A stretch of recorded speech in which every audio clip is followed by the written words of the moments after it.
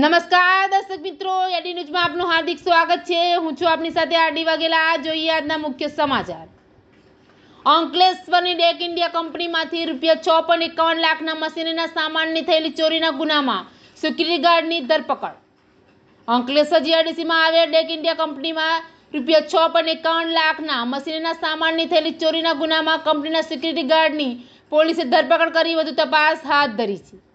અંકલેશ્વર જીઆઈડીસીમાં આવેલ અને ફાર્મા મશીનરીને બનાવતી ડેક ઇન્ડિયા કંપનીમાં લાખો રૂપિયાની ચોરીનો બનાવ પ્રકાશવામાં આવ્યો છે।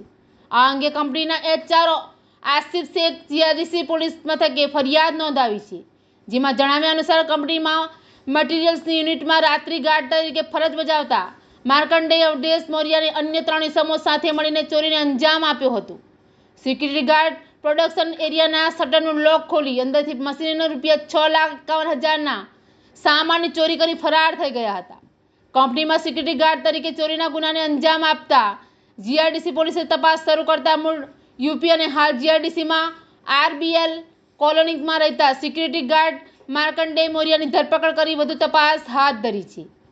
એડી ન્યૂઝ સાથે રિપોર્ટ જયેશ પ્રજાપતિ, અંકલેશ્વર।